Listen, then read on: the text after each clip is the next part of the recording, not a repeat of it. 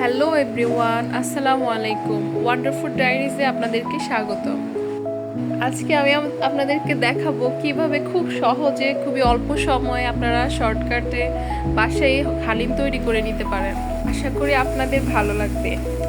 তো আমি এখানে শেফ চয়েস ব্র্যান্ডের যে হালিমটা এখন পাওয়া যাচ্ছে সেটাই ইউজ করছি। আপনারা চাইলে যে কোনো ব্র্যান্ড ইউজ করতে পারেন। তো প্রথমে আমি প্যাকেটের সাথে যে ডাল মিক্সটা থাকে তো গরম পানিতে কিছুক্ষণ সেটাকে ভিজিয়ে রাখবো।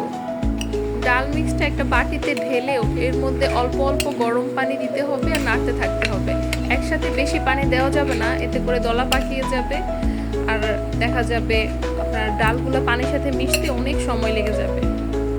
আবার একেবারে কম পানিও দেওয়া যাবে না। এই রেসিপিতে এই স্টেপটা খুবই গুরুত্বপূর্ণ। তো এই পর্যায়ে যখন দেখলাম হ্যাঁ আমার ডালটা মিশে গিয়েছে ভালোভাবে, আমি আরেকটু পানি দিয়ে ঢেকে এক সাইডে কিছুক্ষণের জন্য রেখে দেবো। সাথে ওরা যে মশলা গুঁড়ার মিক্সটা দিয়েছে আর চাট মশলার যে প্যাকেটটা দিয়েছে, দুটোরই স্বাদ মানে এক কথায় কি বলবো, গ্রান স্বাদ পুরো অন্যরকম। আপনারা একবার ট্রাই করলেই বুঝতে পারবেন। প্যানে পেঁয়াজ কুচি ভাজা হয়ে গেলে আমি অর্ধেকটা অংশ উঠিয়ে রেখে দেবো আর বাকি অংশের সাথে গরু মাংস দিয়ে পরিমাণ মতো লবণ দিয়ে কিছুক্ষণ নাড়াচাড়া করে এর মধ্যে হালিম মিক্সের সাথে যে মাশরুম মশলাটা ওরা দিয়ে দিয়েছে এটা আর কিছু পরিমাণ আদা রসুন বাটা একসাথে দিয়ে আমি ঢেকে রান্না হওয়ার জন্য অপেক্ষা করব। তো যেহেতু গরুর গোশত এখানে আমাদের আরও 1 কাপের মতো পানি লাগতে পারে কুক হওয়ার জন্য। কিছুক্ষণ পর পর ঢাকনা উঠিয়ে নেড়ে দিতে হবে, না হয় আবার নিচে লেগে যেতে পারে। তখন গোশতগুলো সেদ্ধ হয়ে যাবে, তেল উপরে উঠে আসবে। এই পর্যায়ে আমরা ডালগুলো ভিজিয়ে রাখা ডালগুলো এখানে মিক্স করে দিব, ভালোভাবে মিশিয়ে দিতে হবে। এত সুন্দর গ্রান বের হবে কি বলবো, তো ঘর হালিমের গ্রানে মোমো করতে থাকে। আপনারা একবার রান্না করলেই বুঝতে পারবেন।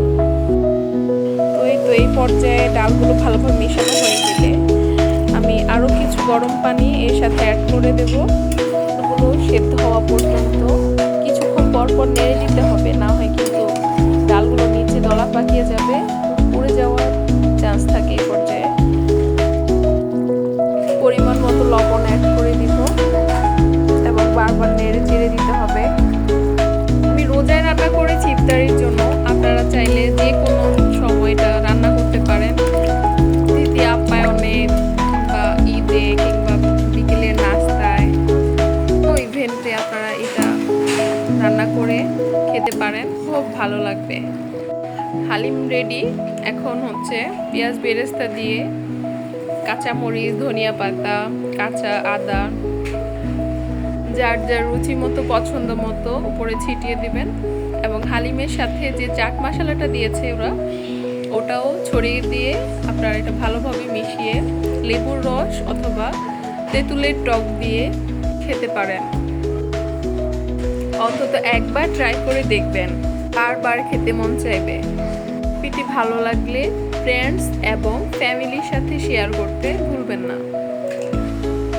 লাইক কমেন্ট করে পাশেই থাকবেন।